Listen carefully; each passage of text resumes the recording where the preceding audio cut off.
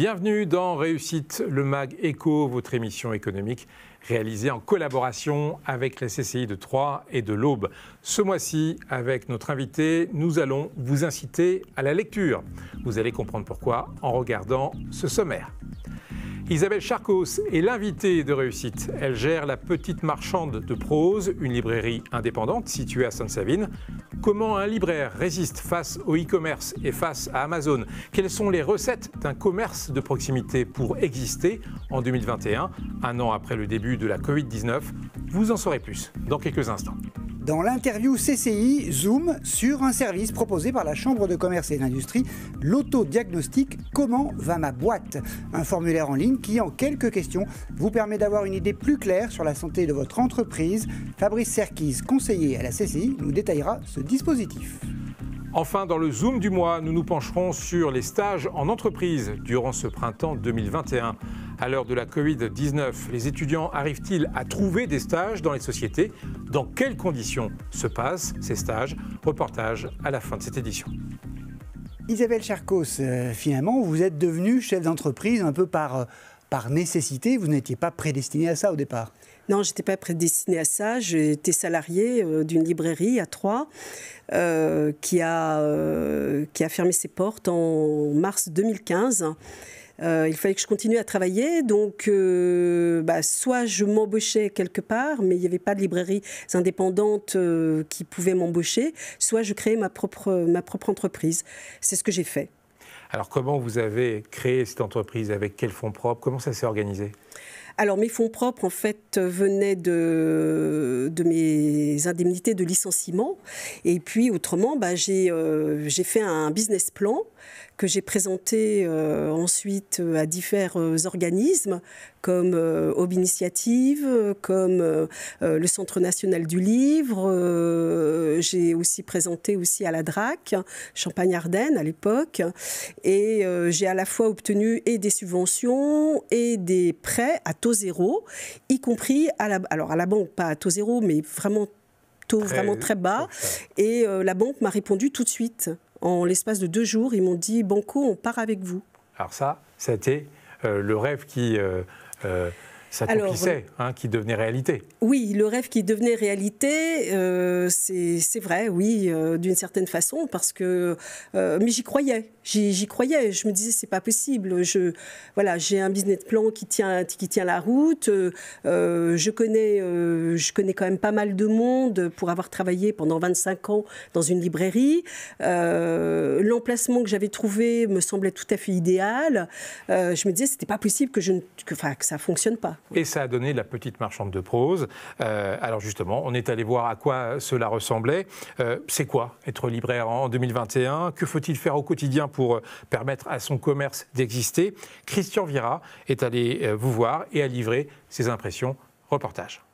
Isabelle Charcos est à la tête de l'une des 3700 librairies indépendantes de France. Son commerce affronte sans encombre la crise sanitaire et les bouleversements technologiques. Par rapport à l'exercice précédent, on est à plus 25%. Depuis 5 ans et demi, effectivement, on est en augmentation permanente. Non seulement on perdure, mais en plus on prospère.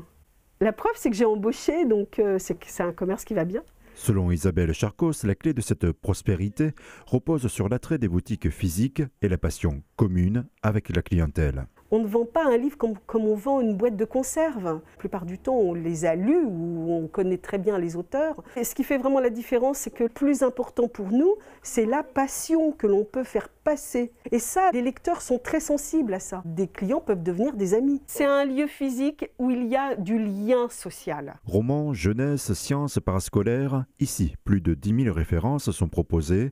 Quel que soit le rayonnage, avec 30 ans d'expérience pour maintenir sa trésorerie, la gérante porte une attention particulière à la sélection des best-sellers. La rotation rapide de livres à grand public et qui se vendent très vite, qui permettent de garder en stock des livres qui se vendent beaucoup moins rapidement. Moi, ça me permet aussi de garder en stock peut-être plus longtemps La Maison de Bretagne de Marie Sizun. C'est sans doute un livre qu'on trouve que très très peu dans les grandes surfaces de livres. Autre levier, le retour aux éditeurs des invendus. Allô, oui, bonjour. Je suis libraire à Sainte-Savine dans l'Aube, la petite marchande de prose.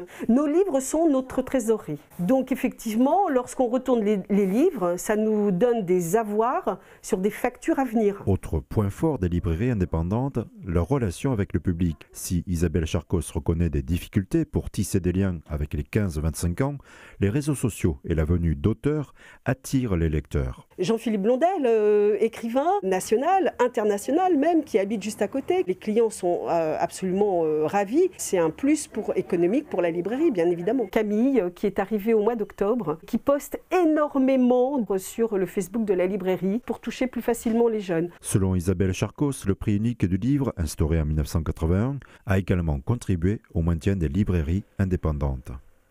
Isabelle Charcos, on a vu votre magasin. Vous vous êtes installée à Sainte-Savine. Pourquoi? Parce qu'il y avait une vraie vie de quartier, une vie de proximité? Alors oui, à Troyes, je souhaitais pas me réinstaller à Troyes. L'expérience à Troyes, je voulais vraiment tourner la page. Voilà. Et puis, j'ai été très bien accueillie à Sainte-Savine.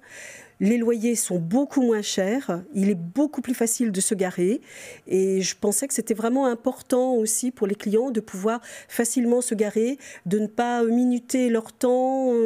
On est en zone bleue, donc on peut se garer 3/4 d'heure sans problème. Et avec une ville, dimanche matin, vous étiez, jusqu'au Covid, vous étiez ouverte aussi le dimanche matin? Alors le dimanche matin, oui, parce qu'il y a une vraie vie de quartier le dimanche matin. Il y a les fleuristes, il y a les boulangers, il y a le petit supermarché qui est juste en face. Il y a énormément de passages. Et pas que, il y a aussi des gens qui reviennent des Viennes, qui sont allés faire leur footing. Il y a des personnes qui vont ce dimanche-là justement chez des amis ou la famille qui se disent plutôt que d'acheter autre chose, un gâteau, bon, je suis désolée pour les boulangers, les pâtissiers, mais ceci dit, voilà, on peut faire aussi les deux. Et effectivement, venez acheter un livre. Ce brassage a bien fonctionné en tout cas et vous a permis aussi de vous développer. Je vous propose qu'on fasse une petite pause. On se retrouve dans un instant pour la suite de réussite. Comment la petite marchande de prose a-t-elle vécu l'année de Covid-19? Comment la librairie tient tête à Amazon? Vous saurez tout après la pub.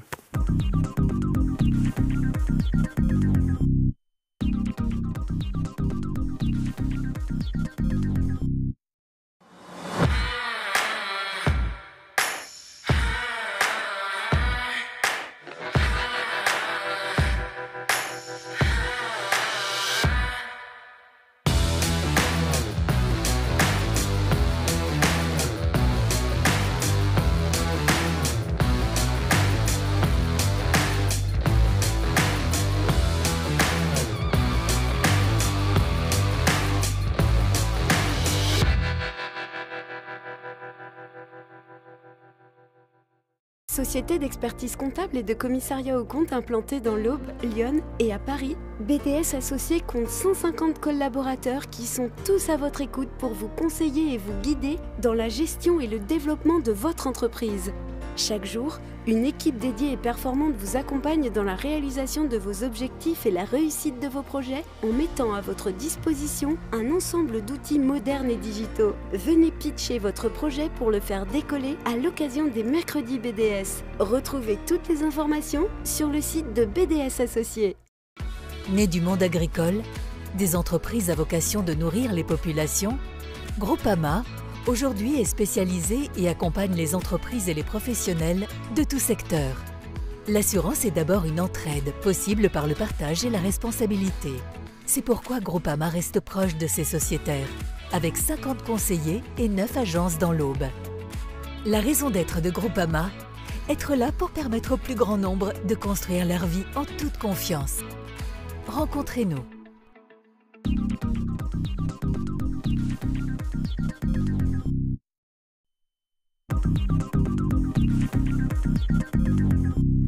Suite de réussite, le MAG Éco, Isabelle Charcos est l'invitée de notre émission. Elle dirige la librairie La Petite Marchande de Prose, située à Sainte-Savine.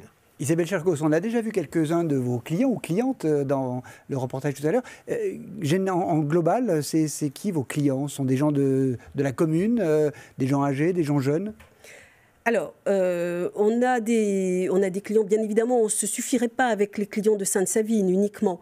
On a la chance d'avoir des clients qui viennent de partout. Et alors, au niveau des âges, on a évidemment tous les âges, principalement les parents avec les enfants, des adultes, beaucoup d'adultes qui viennent pour acheter soit des romans, soit des sciences humaines. Là où effectivement on marque un peu le pas, c'est pour les 15-25 ans. Qui, on s'en aperçoit même dans d'autres statistiques, lisent beaucoup moins, ont d'autres appétences, voilà, d'autres... C'est un défi en tout cas. Depuis un an, vous avez dû traverser la crise de la Covid-19. Comment ça s'est passé ? Alors ça s'est passé de 3 manières complètement différentes. Le premier confinement, d'abord on était tous complètement stupéfaits, donc tout était fermé. Il n'y avait pas de, les chaînes de livres étaient fermées, donc on ne pouvait absolument obtenir aucun livre. On ne pouvait vendre que ce qu'on avait en magasin. Nos distributeurs et éditeurs ont été super sympas, ont décidé d'arrêter directement toutes les nouveautés, de nous faire nos avoirs tout de suite sur nos retours pour nous permettre d'avoir de la trésorerie. Et puis, en même temps, on est essentiel pour eux, donc c'est un peu normal aussi. Mais bref, en tout cas, ça s'est passé comme ça s'est très bien passé. Moi, j'ai travaillé en click and collect avec les clients toute seule. Lucie était en chômage partiel, à la maison, enfin chez elle, confinée. C'est une de vos collaboratrices. Voilà. Il y a eu un sentiment de retrouver encore plus un public au fil des mois. Oui, alors c'est vrai que là, les clients, quand ils ont vu qu'on était fermés, se sont vraiment insurgés et ont dit mais c'est terminé, on ne veut plus aller vers les sites de commande, on ne veut plus aller vers les grosses boîtes qui vendent des livres comme dans un supermarché. On veut absolument faire fonctionner le commerce local. Pas simplement les librairies, mais en tout cas, en ce qui nous concerne, c'est vrai que ça a vraiment bien fonctionné. Sur le premier confinement. Sur le deuxième confinement, là, c'était une catastrophe. C'était une vraie catastrophe. Alors, du coup, vous avez embauché, vous êtes développé. Alors, j'ai embauché, mais je devais embaucher déjà. Je cherchais depuis 2 ans quelqu'un à embaucher. Donc, je n'ai pas embauché sur une trésorerie florissante, tout d'un coup. Et cette embauche vous a permis, d'ailleurs, vous le disiez dans le reportage, de publier beaucoup de choses sur Internet, sur les réseaux sociaux, parce que c'est aussi un mode de gestion un petit peu différent qui a émergé de la crise du Covid. Absolument. Si on voulait pouvoir faire tout un tas de choses, il fallait absolument qu'on puisse avoir plus de temps. Et donc, plus de temps, ça voulait dire plus de personnel. Et effectivement, avec l'arrivée de Camille, qui en plus adore tout ce qui est réseaux sociaux, etc., on lui a laissé volontiers ce secteur-là, en plus du travail qu'elle fait avec nous. Et donc, ça nous permet aussi d'envisager d'autres projets qu'on avait mis de côté jusque-là avec Lucie. Vous devez faire face à une concurrence très forte, le e-commerce, Amazon. Comment vous la vivez ? Alors, on le vit, de toute façon, on n'a pas le choix. Amazon est là. Si ce n'était pas Amazon, ce serait autre chose. Après, nous, on pense qu'on fait vraiment la différence. On est à la fois de l'accueil. Ce qui compte pour nous, c'est l'accueil, l'écoute, le conseil. Je ne pense pas qu'Amazon puisse faire la même chose que nous. Voilà, tout simplement. On est présent, on discute avec les clients, on crée des liens avec eux, et ça, c'est vraiment très, très important. Lorsque vous parlez d'un livre, vous parlez de l'intime à l'intime. Je ne sais pas si vous comprenez ce que je veux dire. C'est-à-dire qu'on va parler d'émotions. Forcément, on va tout de suite, sans raconter complètement le livre, mais on va donner nos impressions, nos émotions, et en face de nous, on a quelqu'un qui les reçoit et qui, à son tour, va nous parler aussi de ses propres émotions et des propres livres que la personne a lus. Et c'est comme ça qu'en fait, les ventes se font tout naturellement et tout simplement, et le conseil aussi. Vous disiez dans le reportage que finalement, au bout de 6 ans, ça va bien, vous avez trouvé votre vitesse de croisière, votre prospérité, mais en préparant l'émission, vous nous avez dit, mais c'est aussi un combat de tous les jours, il faut se battre sur tout. Ah bah oui, il faut se battre tout le temps, à tout moment. Est-ce que les vitrines, ça fait pas trop longtemps qu'elles sont là? Est-ce qu'il manque des livres? Est-ce que cet éditeur-là, on ne devrait pas l'appeler parce que là, franchement, il y a un problème? Et le client, il faut le rappeler parce qu'il attend son livre, etc. C'est un combat de tous les jours, c'est certain. C'est la vie de l'entreprise. C'est la vie de l'entreprise. Mais finalement, la vie d'entreprise, au bout du bout, Ça vous a plu un petit peu quand même? Alors, j'adore le métier de libraire. J'aime beaucoup, moi, le métier de chef d'entreprise. Je ne vais pas vous mentir, parce que c'est vrai que c'est une liberté incroyable. Oui, alors ça, certes, c'est une vraie liberté de pouvoir choisir les livres que l'on fait rentrer dans sa librairie, mais en même temps, c'est une contrainte. Ça veut dire que si je choisis de faire rentrer des livres dans la librairie, ça veut dire que je sais que je suis en capacité, moi ou mes collaborateurs ou collaboratrices, en l'occurrence, de les vendre. Et ça, c'est pas toujours évident de trouver le client que ça intéressera. Oui. Mais en même temps, là, vous avez fait un parcours depuis 5-6 ans. Vous allez pouvoir aussi transmettre quelque chose. C'est aussi votre but au final. Absolument, oui. Ça, je pensais pas au départ. Hein. Je pensais que j'allais ouvrir une librairie et puis quand serait venu le moment de la retraite, eh bien, je fermerais la librairie. Mais pas du tout. Au bout de quelques mois, je me suis rendu compte que c'était pas possible. Les gens étaient tellement heureux de voir une librairie naître. C'était un vrai bonheur. Il y en avait qui rentraient dans la librairie juste pour me dire. Je lis pas, mais je suis tellement heureux qu'il y ait une librairie qui soit ouverte. C'est un vrai bonheur, franchement. Et aujourd'hui, je me dis, mais il faut que la librairie perdure. Et donc, effectivement, j'espère que ma collaboratrice Lucie sera prête à reprendre derrière moi, peut-être avec Camille d'ailleurs. Lucie, si vous nous écoutez, vous savez qu'elle pense à vous. En tout cas, voilà, ça sera le plaisir de transmettre et c'est ça qui fait continuer une belle histoire. Dans un instant, la dernière partie de réussite, on vous donnera des conseils pour évaluer la santé de votre entreprise, également des conseils pour accueillir des stagiaires. À tout de suite.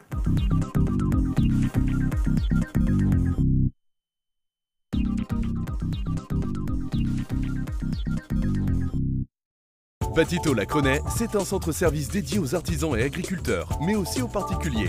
Batitol, c'est votre spécialiste dans les tôles bac acier, panneaux sandwich isolés pour toiture, bardage et leurs accessoires. Les aménagements intérieurs de bâtiments sur mesure, les abris de jardin, garages et locaux extérieurs isolés.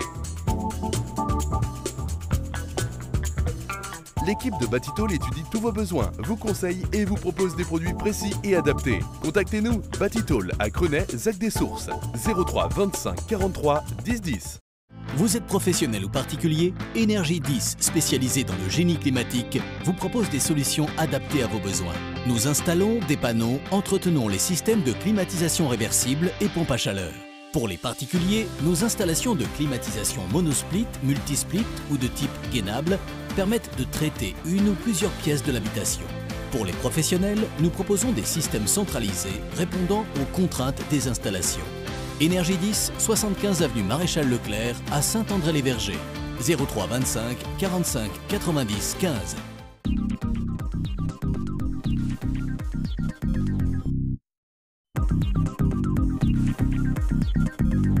C'est la dernière partie de réussite avec Isabelle Charcos, la gérante de la Petite Marchande de Prose, une librairie située à Sainte-Savine. Et c'est le rendez-vous CCI, Bruno.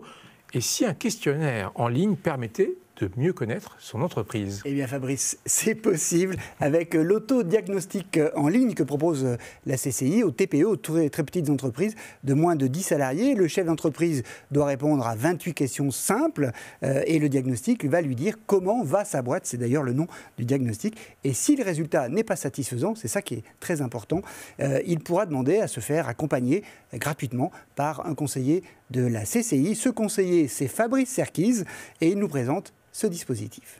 Comment va ma boîte est un autodiagnostic destiné aux TPE de moins de 10 salariés qui permet aux chefs d'entreprise d'avoir une vision de la situation financière de son entreprise à un instant T. Ça a été lancé par la CCI de Bordeaux. Et c'est un outil qui a été plutôt bien fait, donc les autres CCI ont négocié avec la CCI de Bordeaux pour pouvoir l'utiliser. C'est un autodiagnostic qui est composé de 28 questions, divisées en 4 modules, 4 thématiques de 7 questions chacun. Les questions sont plutôt simples dans le sens où il suffit juste de répondre par oui ou par non à chacune des questions pour réaliser l'autodiagnostic. Il n'y a pas besoin de se référer à des documents comptables, de faire des recherches dans les archives pour pouvoir répondre. Donc c'est très accessible. On a une note qui va de 35 à 95 par thématique. Donc les thématiques, il y a gestion administrative et comptable, trésorerie, relations bancaires, activité commerciale et digitale. Et la dernière, c'est relations fournisseurs et clients. En fait, on a une note sur chacune des thématiques. Une note qui va de 35 à 95, 35 signifiant que l'entreprise est en situation saine et 95 que l'entreprise est en situation de grande difficulté sur cette thématique. Et à la fin, on a une note synthétique, une note globale. C'est un pourcentage et pareil, plus le pourcentage est important, plus l'entreprise est en difficulté. Le chef d'entreprise a possibilité de recevoir le diagnostic par mail de façon anonyme et il peut aussi demander à être contacté par un conseiller CCI, à savoir moi, pour être contacté et se faire accompagner sur les difficultés. L'accompagnement est gratuit. L'objectif, c'est de pouvoir permettre aux entreprises d'identifier la situation financière de leur entreprise, de se faire accompagner via une demande de contact par un conseiller CCI. Et si vous voulez connaître un peu plus ce dispositif, comment va ma boîte, vous pouvez consulter le site internet de la CCI, 3.cci.fr. Tout de suite, le Zoom du mois. Pas facile d'être étudiant en ce moment entre les cours annulés à cause de la Covid-19 et les recherches de stage. La tâche n'est pas simple. Justement, nous avons voulu savoir comment les entreprises accueillaient des étudiants en ce moment. Est-ce que les modalités d'accueil ont changé à cause de l'épidémie? Je vous propose de regarder le reportage d'Eline Wisnicki. Alexandre est stagiaire en tant que développeur web dans cette agence de communication. Ici, des mesures sanitaires ont été mises en place pour l'accueillir. Port du masque, qui est bien sûr obligatoire, mais il y a aussi au niveau des distances entre chaque personne, de 1 sur 2. Par exemple, moi je suis tout seul à mon poste, alors que normalement il devrait y avoir une deuxième personne. Donc il y a bien des mesures qui sont prises. Ça peut être assez difficile puisque à certains moments, quand on veut communiquer sur certaines choses, il faut donc se déplacer. Ça peut perdre un peu de temps, mais sinon, en soi, c'est pas tellement handicapant. L'étudiant a débuté son stage au mois de novembre, quelques jours après le début du deuxième confinement. Si aujourd'hui Alexandre travaille en présentiel, il a dû passer par une période en télétravail, 2 semaines en distanciel qui se sont révélées compliquées. L'intégration n'était pas là, et puis la communication était assez difficile. Et très vite, on les a réintégrés. On a pensé que c'était une meilleure idée, déjà pour eux, puisque ils se sentaient vraiment perdus. C'est déjà que c'est pas facile quand on est en poste de travailler de chez soi tout seul, mais quand on arrive dans un nouveau métier, une nouvelle entreprise, qu'on n'a même pas vu réellement son futur, N plus 1 ou des choses comme ça, c'est très compliqué. L'accueil de stagiaires en télétravail, une situation que l'agence ne souhaite pas reproduire. On est bloqué par la situation. Tous les jours, on a au moins 1 ou 2 appels de jeunes parfois un peu en détresse qui vraiment ne trouvent pas. Une nouvelle annonce gouvernementale, il est possible qu'on reparte en télétravail prochainement. C'est même le coup d'avoir une mauvaise expérience pour eux en fait, tout simplement. Ils ont besoin qu'on leur montre, qu'on leur explique, qu'on prenne le temps, qu'on les stresse pas, ils ont besoin d'apprendre tout simplement. À l'IUT, 50% des stages ont été réalisés en 2020. Cette année, l'établissement souhaite que la totalité soit effectuée. Nous avons la possibilité de retarder un peu les départs en stage, la possibilité de jouer sur les conditions d'accueil, la possibilité éventuellement d'étendre l'année universitaire. Ce sont autant de possibilités qui nous ont été ouvertes par le ministère. Donc j'espère que les entreprises seront au rendez-vous sur cet aspect-là et qu'on pourra donc donner cette opportunité qui est vraiment essentielle dans la définition que les jeunes auront de leur projet, de leur avenir professionnel. Donc j'aimerais que collectivement on se saisisse de ces possibilités et qu'on arrive à 100% de stages effectués. Chaque année, ce sont près de 1000 étudiants à l'IUT qui recherchent un stage. Isabelle Charcos, Lucie, votre collaboratrice, avait commencé en alternance chez vous, je crois, à vos débuts. Prendre un stagiaire, c'est quelque chose qui pourrait être dans vos projets? Alors non, en ce moment non. Pas en ce moment, mais peut-être pour le futur? Ah bah bien sûr, on en prend, depuis l'ouverture, on en prend... Tous les mois, on a plusieurs stagiaires, 1 par semaine, régulièrement. Mais c'est vrai que depuis le confinement, depuis la crise sanitaire surtout, c'est vrai qu'on ne veut pas multiplier les risques. C'est plus compliqué. Et donc, c'est beaucoup plus compliqué. Et malheureusement, on est obligé de dire non aux stagiaires. Et il est temps que cette situation s'arrête et permette en effet un brassage entre étudiants et entreprises beaucoup plus fluide, si je puis dire. Merci beaucoup Isabelle Charcos d'avoir participé à cette émission. Quand Bruno écrira les mémoires de l'émission Réussite, il ira faire une séance de dédicace chez vous. Vous êtes d'accord? Absolument. Merci beaucoup. Quand il veut. Hey Bruno, il faut y aller là. Dépêchez-vous, les 20 ans de Réussite sont pour bientôt. Je vous souhaite vraiment un magnifique mois et je vous donne rendez-vous le mois prochain, évidemment, toujours avec Bruno pour une nouvelle découverte d'entreprise. Tout de suite, l'agenda de la CCI. Au revoir. Le 9 avril, la CCI vous propose un webinaire numérique sur les enjeux de la 5G pour votre entreprise. Cela se passe sur Microsoft Teams et c'est animé par Thomas Longmar, directeur des projets innovants chez Orange.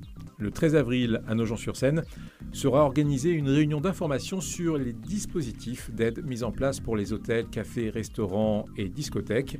Le lieu est la salle Agora Michel Barouin. Cette réunion est organisée par la communauté de communes du Nogentais, l'Union des métiers et des industries d'hôtellerie et la CCI de Troyes et de l'Aube.